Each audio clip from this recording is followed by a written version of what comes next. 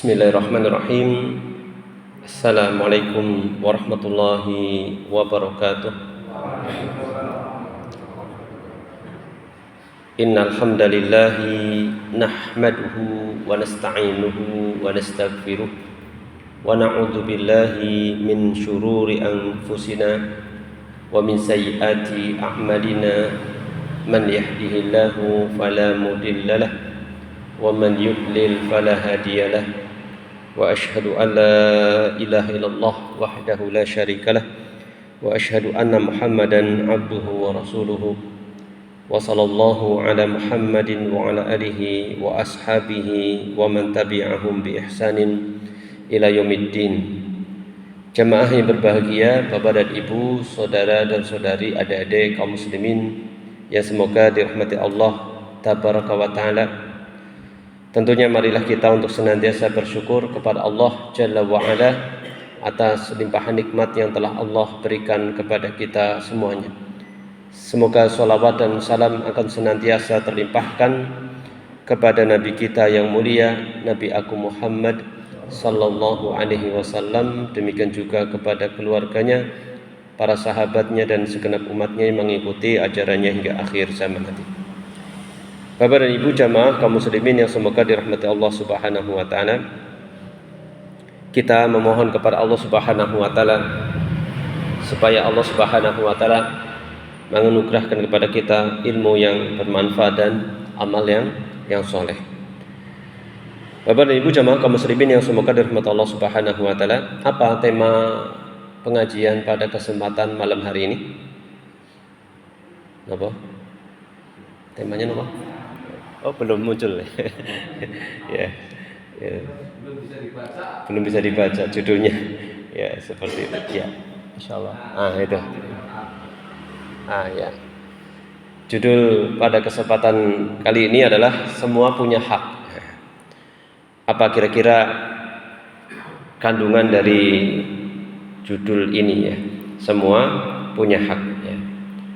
Bapak dan Ibu jamaah kaum muslimin yang semoga dirahmati Allah Subhanahu wa taala. Sebenarnya tema pada kesempatan kali ini adalah rangkaian dari tema yang saya sampaikan ketika kajian tematik ya.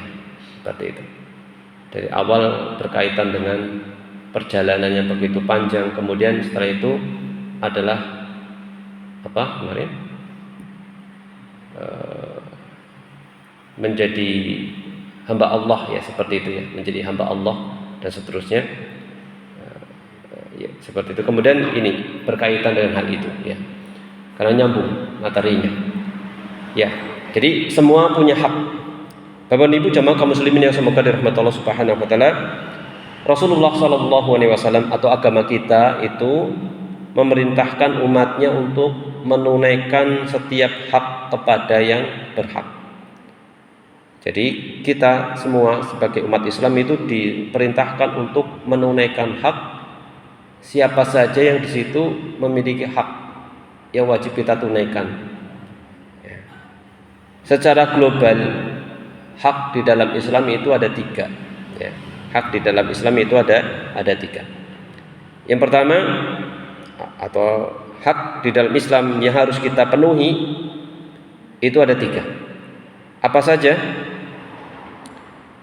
Yang pertama adalah hak Allah tentunya. Yang pertama adalah hak Allah Subhanahu wa taala.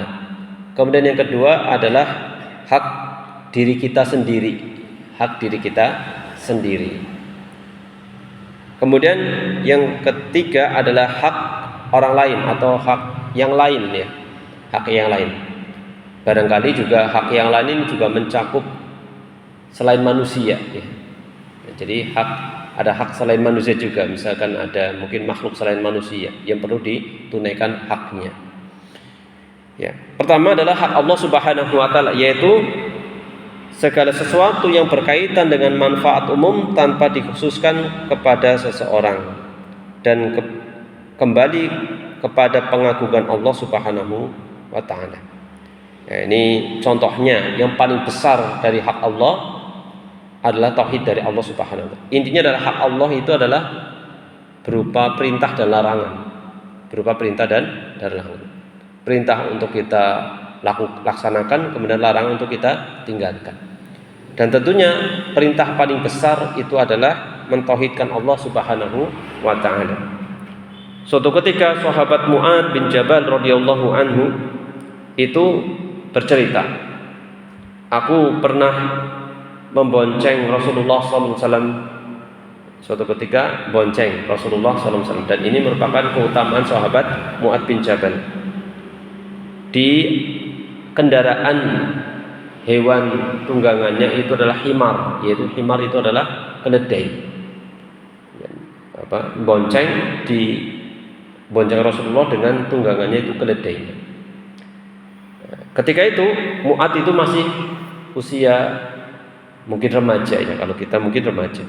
Maka beliau ditanya ketika itu, "Ya Mu'ad, atadri ma haqqullahi 'alal ibadi wa ma haqqul ibadi 'ala Allah?" Wahai Mu'ad, tahukah kamu hak Allah yang wajib ditunaikan para hamba itu apa? Demikian juga haknya hamba yang akan diberikan Allah Subhanahu wa taala itu apa? Maka sahabat Mu'ad menjawab, Allah wa rasuluhu a'lam. Allah dan Rasulnya yang lebih mengetahuinya. Maka Rasulullah SAW menjelaskan, haqqullah al-ibad an ya'buduhu wa la yusyriku bihi syai'a. Hak Allah atas para hamba adalah para hamba itu menyembah Allah Subhanahu wa taala semata. Ini. Dan tidak berbuat kesyirikan kepada Allah Subhanahu wa taala dengan sesuatu apapun. Wa haqqul ibadi 'ala Allahi, adapun haknya para hamba ketika mereka sudah menyembah hanya kepada Allah dan menjauhi perbuatan syirik, maka apa kata Rasulullah? Allah yu'adzaba man la yusyriku bihi syai'an.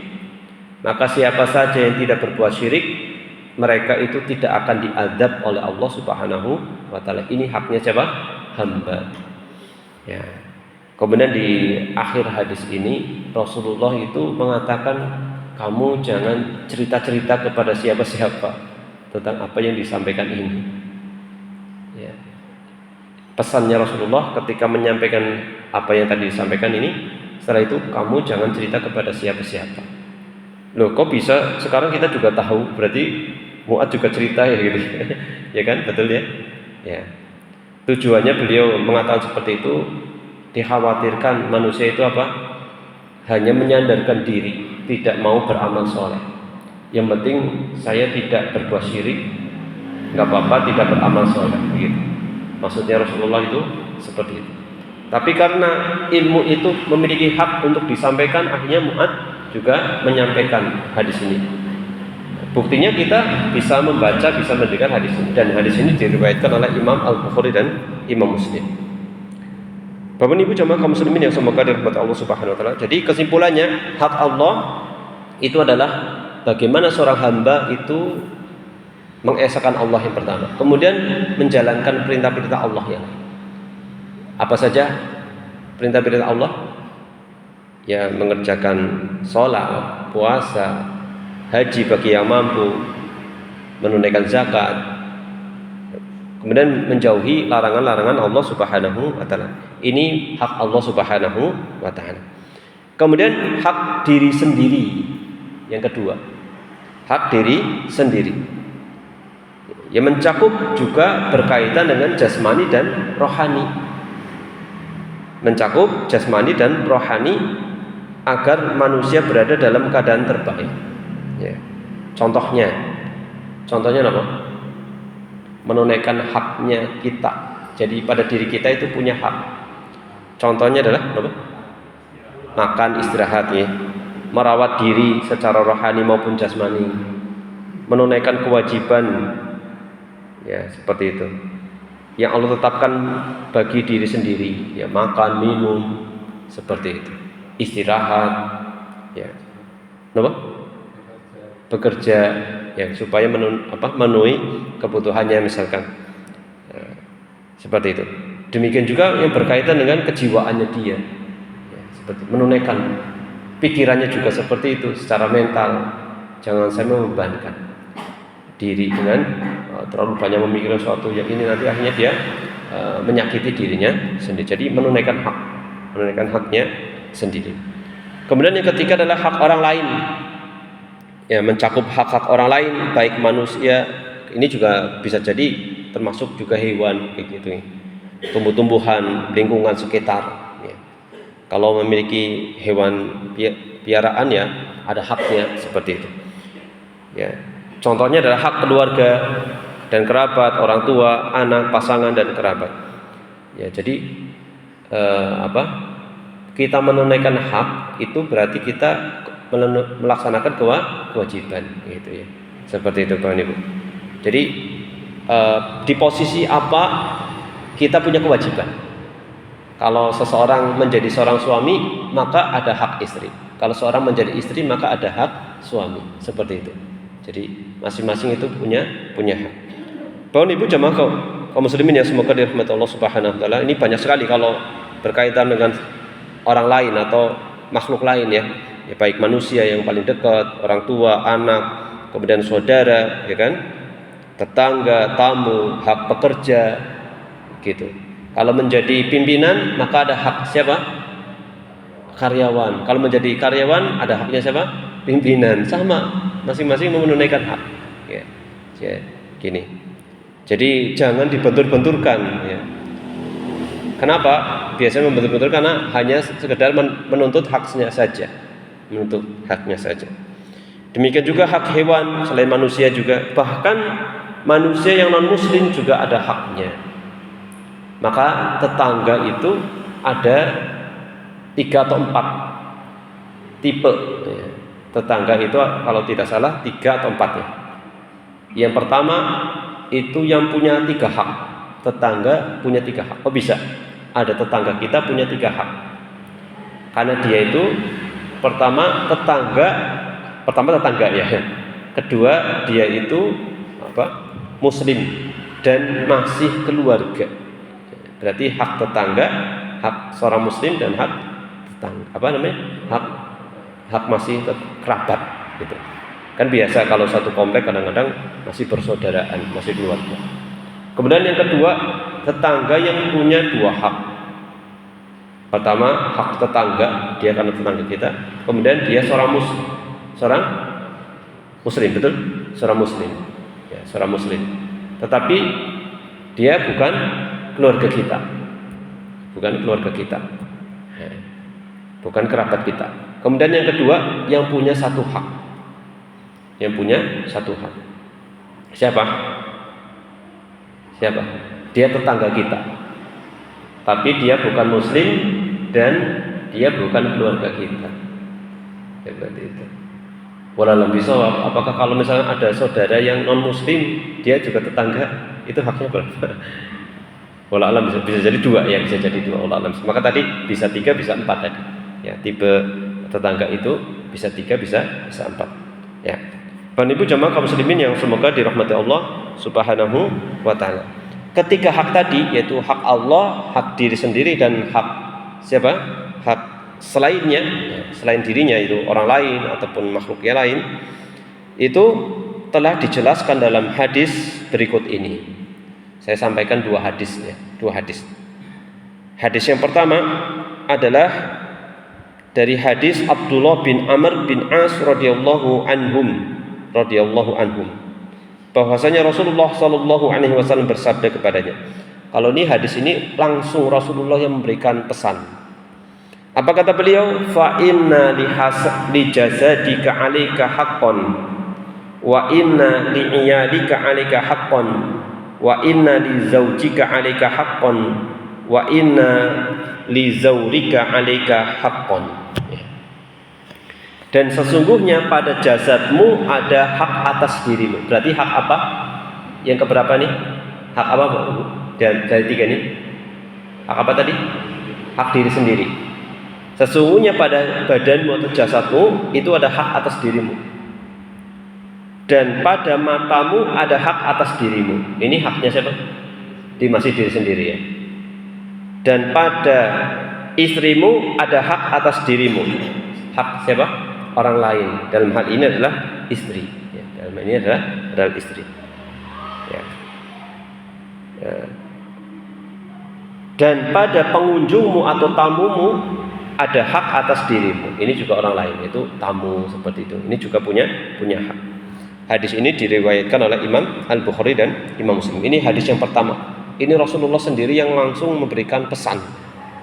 Adapun hadis yang kedua, ini sahabat berpesan kepada sahabat yang lain, tapi pesannya itu sesuai dengan pesannya Rasulullah SAW yang pertama ini. Ya. Diceritakan oleh Juhaifah Wahab bin Abdillah. Juhaifah Wahab bin Abdillah radhiyallahu anhu. Ya, berarti ini sahabat ya.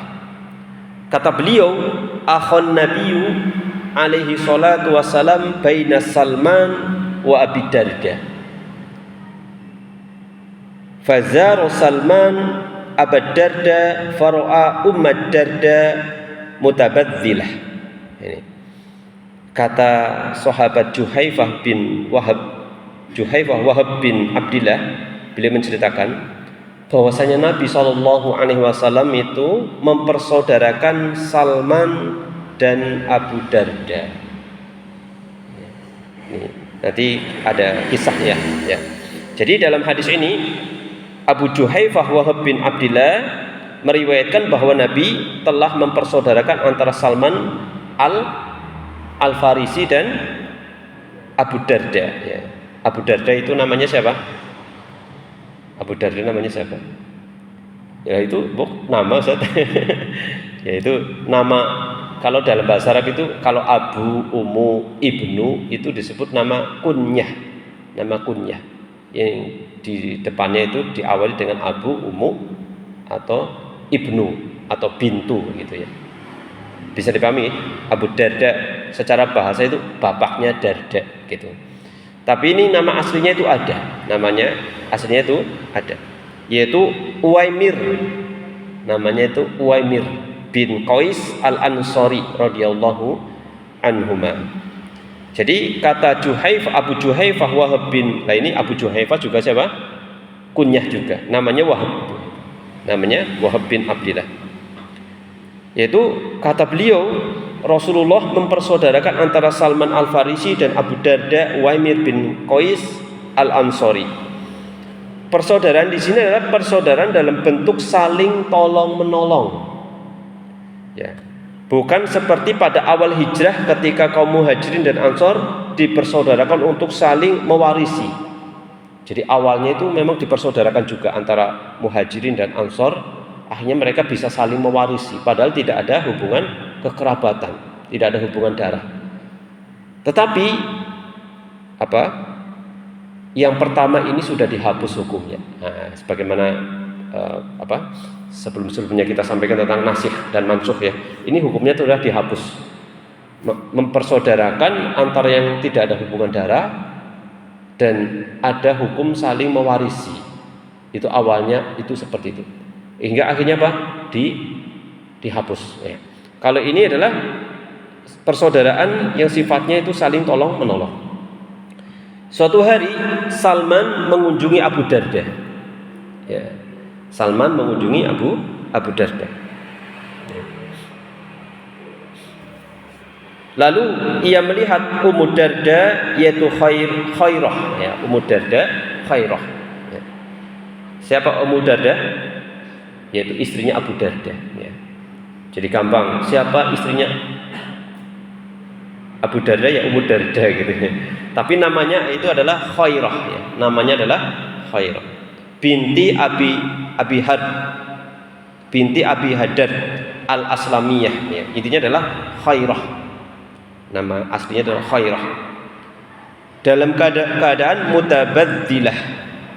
Mutabadzilah itu adalah dengan baju yang kumuh, berpakaian seadanya untuk urusan rumah tangga, itu dia tidak berhias. Tidak berhias. Ya gitu. Jadi dalam keadaan seperti itu ya, dalam keadaan seperti itu. Lalu ia berkata kepadanya, maka sahabat Salman, karena ketika itu sahabat Abu Darda tidak ada di rumah, yang dijumpai hanya istrinya yaitu Ummu Darda. Melihat kondisi seperti itu, beliau bertanya tentang sebabnya kok seperti ini kondisi istrinya gitu ya. Ma sya'nuki, ada apa denganmu kok seperti ini ya.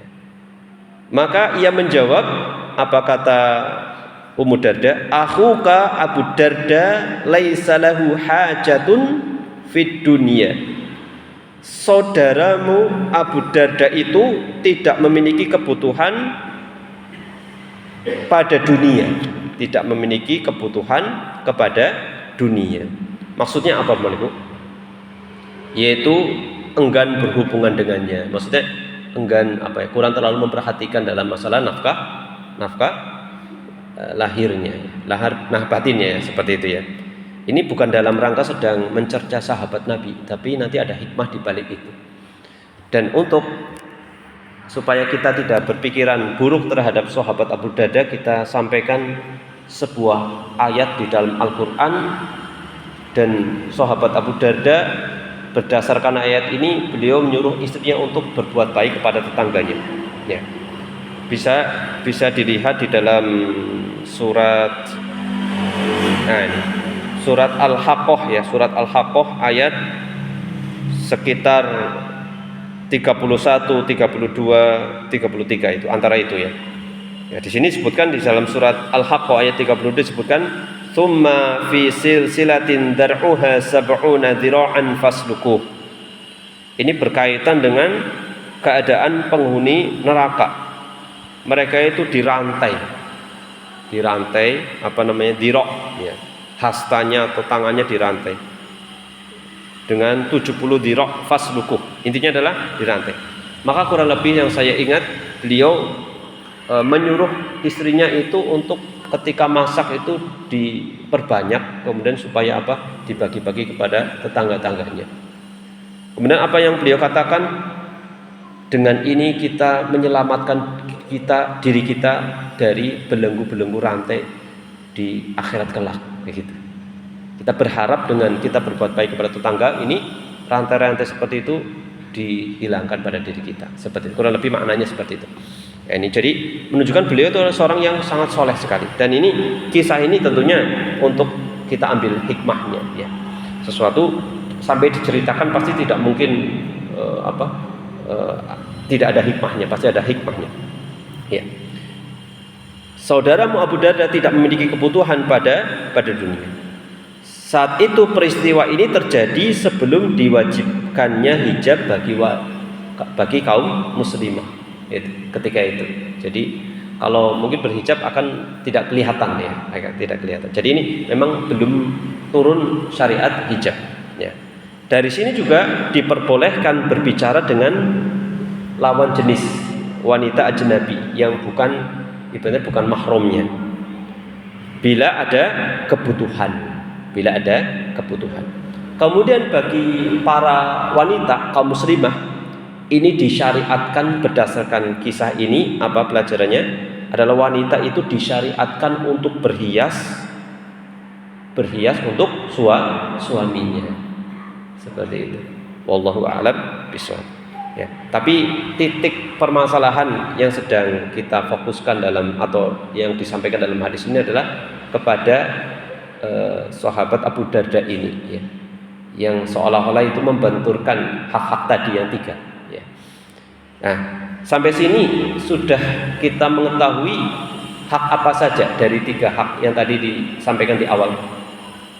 Hak Allah sudah ada belum? Belum ya. Terusan hak diri ada ya. Ummu Darda ini sendiri hendaknya juga hak diri. Kemudian juga Abu Darda ya. Yaitu hak orang lain ya. Kemudian kita lanjutkan. Kemudian Abu Darda pulang. Setelah itu pulang ya. Lalu ia membuat makanan untuk Salman dan berkata, pulang lihat saudaranya itu Salman, langsung dia segera menuju ke dapur. Subhanallah. Berarti ini dalam rangka menunaikan hak siapa? Hak orang lain, dan hal ini adalah saudara. Setelah dihidangkan, beliau mengatakan, kul fa inni shaim. Nah, apa artinya? Makanlah, sesungguhnya aku sedang berpuasa. Subhanallah. Terkandung hak apa di sini, Bapak Ibu? Hak berpuasa, hak Allah ya, hak Allah, hak Allah. Kalau memberi makan tadi hak sesama. Nah, maka sahabat Salman Al Farisi berkata, "Ma ana biakilin hatta takul." Aku tidak akan makan sedikit pun dari makananmu sampai engkau ikut makan. Ini ya bahasanya kalau udah kayak gitu udah nggak bisa ya. Udah dihidangkan malah nggak mau makan. Ya. Ini sudah ibaratnya sekakmat gitu ya. Sudah disekakmat ya. Akhirnya mau nggak mau dia harus ikut. Ya. Maksud dari Salman Al Farisi di sini adalah agar Abu Darda tidak berlebihan dalam ibadah. Hingga apa? Melalaikan hak istrinya. Ini sebenarnya. Ini bahasanya itu sebenarnya terkandung seperti itu. Karena subhanallah ya, berpuasa. Nanti malamnya sholat malam nih. Ya, luar biasa nih. Ya bukan berarti ini kita justru kita juga berusaha untuk memperbanyak ibadah gitu ya. Di sisi lain jangan hak yang lain jangan terbengkalai, itu maksudnya seperti itu. Ada kalanya menyampaikan untuk memotivasi untuk banyak beribadah itu penting. Ada kalanya kalau ini juga menyinggung atau membahas ya sisi-sisi yang lain juga penting ya, seperti itu. Ya. Di sini disebutkan jadi supaya apa? Tidak berlebihan dalam ibadah hingga melalaikan hak istrinya. Maka sahabat Abu Darda pun ikut makan bersamanya. Ingat tadi jangan bukan larangan banyak beribadah, bukan ya, tetapi jangan sampai melalaikan hak istrinya. Padahal untuk apa nih kangge napa nih? Untuk fokus ibadah saja tidak boleh. Apalagi punten ya, yang bukan ibadah, bukan kewajiban, tapi malah lebih mementingkan hal itu, misal hobinya gitu misalkan ya. Akhirnya istrinya enggak diperhatikan misalnya. Ini tentunya sangat tercela ya. Ya. Jadi apa yang bisa kita ambil kesimpulan dalam masalah fikih pelajaran dari ini? Tadinya kan sahabat Abu Darda puasa nih, puasa sunnah. Setelah itu karena dipaksa seperti itu dengan bahasa seperti akhirnya ikut makan. Apa pelajaran dari sisi fikihnya? Boleh berbuka dari puasa sunnah karena kebutuhan atau suatu kemaslahatan. Kalau puasa sunnah itu boleh dibatalkan, gitu. Kenapa? Menyenangkan orang itu wajib, sedangkan puasa sunnah ya sunnah, namanya puasa sunnah, namanya puasa sunnah ya sunnah. Maka yang sunnah dikalahkan, ya sunnah dikalahkan, misalkan seperti itu. Wallahu a'lam. Ini sampai sini ya. Kemudian kita lanjut kisah ini. Di malam hari sahabat Salman bermalam di rumahnya sahabat Abu Darda. Nah, ternyata nginep dia. Nginep. Dari sini disyariatkan adanya ukhuwah karena Allah, persaudaraan karena Allah, saling berkunjung, bahkan bermalam di rumah saudara seiman itu boleh saja. Ya, mungkin ya kalau ada aturan di RT ya lapor RT dulu gitu. Biar tidak muncul fitnah gitu. Nah, ini jadi boleh saling seperti itu, melakukan seperti itu. Setelah berlalu sebagian malam, Abu Darda bangun untuk sholat malam. Tetapi sahabat Salman berkata, "Nam fanama thumma dhahaba yaqumu faqala lahu nam falamma kana min akhiril laili qala Salman qum al-an fasallaina jami'an." Tidurlah dulu. Maka sahabat Abu Darda nurut, tidur dia. Pada kesempatan lain ia hendak bangun lagi. Maka sahabat Salman berkata, tidur dulu. Hingga di akhir malam Salman berkata, sekarang bangunlah. Lalu keduanya pun sholat. Wallahu a'lam bishawab. Apakah ini mereka sholatnya berjamaah atau intinya mereka sholat bareng tapi sendiri-sendiri? Wallahu a'lam. Jadi intinya adalah mereka mengerjakan sholat malam. Ya. Dari sini dianjurkan memberi nasihat kepada sesama, karena setelah mengerjakan sholat ini sahabat Salman memberikan nasihat, dan nasihatnya tentu sangat menyentuh karena setelah sholat dalam keheningan sepi dan hanya 4 mata dinasihati. Di sini ada anjuran untuk memberikan nasihat. Kemudian Salman menasihatinya. Ini apa nasihatnya? Inna li rabbika 'alaika haqqan wa inna li nafsika 'alaika haqqan wa inna li ahlika 'alaika haqqan fa'ati kulladzi haqqin haqqahu. Sesungguhnya Allah memiliki hak atasmu dengan ibadahmu. Pertama, berarti hak siapa? Hak Allah. Kemudian selanjutnya, dirimu dan tubuhmu memiliki hak atasmu dengan istirahat. Berarti hak siapa? Hak badan kita. Yang kedua, dan keluargamu memiliki hak atasmu dengan pergaulan yang baik serta perhatian dalam urusan agama dan dunianya, maka berikanlah setiap yang berhak akan haknya. Jadi hadis ini sudah mengumpulkan 3 macam hak: hak Allah, hak diri sendiri, dan hak orang lain. Ya. Bapak Ibu jamaah kaum muslimin yang semoga dirahmati Allah Subhanahu wa taala. Lalu Abu Darda radhiyallahu anhu mendatangi Nabi sallallahu alaihi wasallam di esokannya, mungkin paginya ya, mendatangi Rasulullah, menemui Rasulullah dan menyampaikan apa yang dikatakan Salman. Tidak nambah-nambahi, tidak ngurang-ngurangi. Coba kalau kita di posisi yang ibaratnya ingin cari dukungan, kira-kira gimana supaya nanti perbuatan kita itu ada kayak pembenaran gitu ya. Mungkin kita nambah-nambah atau ngurang-ngurangi. Tetapi dia tentunya kita berprasangka baik. Sahabat Abu Darda itu menceritakan apa adanya kepada Rasulullah sallallahu alaihi wasallam. Apa yang dikatakan Salman seperti itu. Apa adanya disampaikan seperti itu. Lalu apa yang disampaikan oleh Nabi sallallahu alaihi wasallam? Kalau kita barangkali ada enggak enak nih ya. Ya, mungkin kamu juga aslinya benar gitu ya. Tapi apa Nabi Muhammad sallallahu alaihi wasallam? Sodaqo Salman. Apa artinya? Sodaqo Salman. Benar apa yang dikatakan Salman. Subhanallah. Ya, ini jadi objektif Rasulullah sallallahu alaihi wasallam. Ya memang benar, dan apa yang disampaikan beliau ini selaras dengan apa yang disampaikan oleh Rasulullah sallallahu alaihi wasallam. Itu sesuai dengan maqasidus syariah, tujuan dari syariat Islam ini. Jadi menunaikan hak Allah, menunaikan hak diri sendiri, dan menunaikan hak orang lain. Ya. Hadis ini diriwayatkan oleh Imam Al-Bukhari. Dan hadis ini juga menjelaskan akan apa? Keutamaan sahabat Salman Al-Farisi radhiyallahu anhu, karena ucapan dan sikapnya dibenarkan oleh Nabi sallallahu alaihi wasallam. Dan sahabat Salman ini juga memiliki keutamaan lain. Suatu ketika dalam suatu peperangan, Rasul itu minta pertimbangan, musyawarah. Ternyata ada idenya sahabat Salman yang dipakai ketika perang, kalau tidak perang perang Ahzab yang membuat parit. Ini idenya dari sahabat Salman Al-Farisi. Ini keutamaan beliau radhiyallahu anhu. Bapak Ibu jamaah kaum muslimin yang semoga dirahmati Allah Subhanahu wa taala, kita sampaikan kesimpulan dari apa yang disampaikan tadi ya, atau pelajaran bisa kita ambil. Yang pertama, Islam adalah agama yang pertengahan, agama yang mudah, mengangkat segala perkara yang memberatkan umatnya dan tidak kaku. Ini Islam, keistimewaan agama Islam. Allah Subhanahu wa taala berfirman di dalam surat Toha, ma anzalna 'alaikal qur'ana litashqa. Kami tidak menurunkan Al-Qur'an ini kepadamu agar kamu menjadi susah.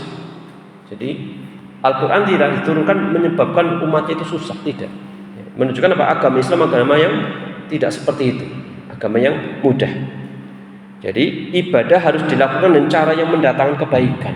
Dan ini berkaitan dengan apa yang dilakukan oleh sahabat Abu Darda. Jadi ibadah itu harus dilakukan dengan cara yang mendatangkan kebaikan, tanpa menimbulkan kesulitan atau kelelahan yang berlebihan. Ya, seperti itu. Ini jadi yang pertama adalah agama Islam adalah agama yang mudah, pertengahan, dan mengangkat perkara yang memberatkan. Ya. Ini yang pertama ya. Kemudian yang kedua, seyoknya seorang hamba muslim menunaikan hak setiap hak kepada orang yang berhak. Di antara bentuk keadilan dan ketakwaan adalah tidak menahan hak orang-orang yang memiliki hak. Jangan ditahan. Maka ini bentuk kedzaliman. Ya. Dari sini juga terdapat larangan memaksakan diri dalam ibadah sunnah jika menimbulkan kebosanan, melalaikan hak lain, atau menimbulkan mudarat. Ya. Meskipun tujuannya untuk ibadah sunnah, tetapi ada hak orang lain yang tidak tertunaikan, maka ini sebuah kedzaliman. Ini yang kedua. Dan yang ketiga, ya, dibencinya sikap membebani diri pada perkara yang di luar kemampuannya dalam ibadah. Ya, ini dibencinya sikap membebani diri pada perkara yang di luar kemampuannya, meskipun itu dalam ibadah. Itu. Ya, Allah Subhanahu wa taala berfirman, ini konteksnya berkaitan dengan puasa. Yuridullahu bikumul yusra wa la yuridu bikumul usra. Allah menghendaki kemudahan bagimu dan tidak menghendaki kesukaran bagimu.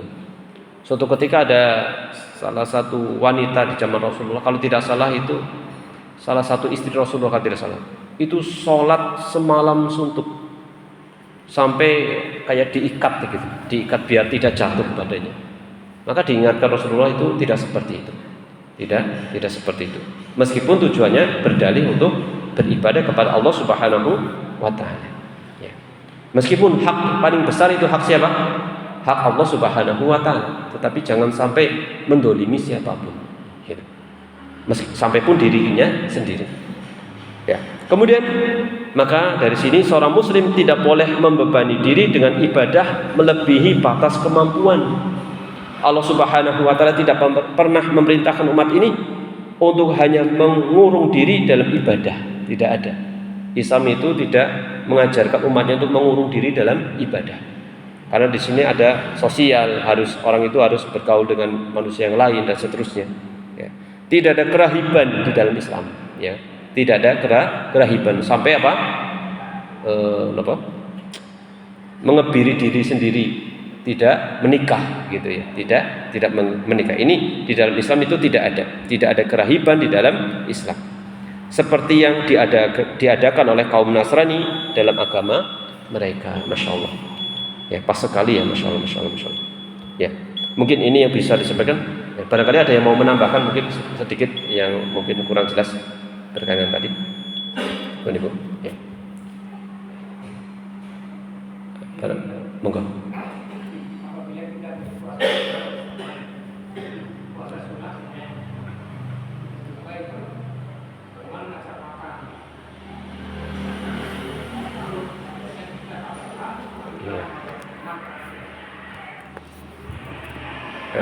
Insyaallah. Gimana jawabnya? Sama enggak kasusnya dengan tadi? Sama ya. Ya seperti itu. Ya. Ya insyaallah. Batal baik. Enak juga. Ya insyaallah. Ya insyaallah. Kan itu juga enggak disengaja Pak. Enggak disengaja juga ya. Ya seperti itu insyaallah Allah. Beda kalau kita yang ngajak makan itu ya. Sudah puasanya batal, duitnya keluar lagi. Ya malah misalnya. Tapi dalam kasus ini sahabat Abu Darda karena dia ini kan menyuguhi atau menghidangkan kepada tamu kan juga mulia gitu. Jadi memuliakan tamu itu mulia. Walau misal. Jadi masing-masing kita juga punya mengetahui kadar diri kita. Seperti itu. Jadi diperbolehkan. Bukan maknanya nanti kalau tidak membatalkan itu dosa juga tidak. Bukan maknanya juga seperti itu. Bukan maknanya walau ya seperti ini juga tidak sampai dosa. Tapi alangkah diperbolehkan untuk ya, seperti itu. Dan nanti dapat pahala insyaallah juga insyaallah. Ya, wallahu a'lam. Apalagi bentar. Ya. Kalau hajat itu bagaimana? Apakah kaitannya dengan membatalkan punya hajat? Maksudnya hajat puasa itu. Iya, tadi saya mau ngomong ya.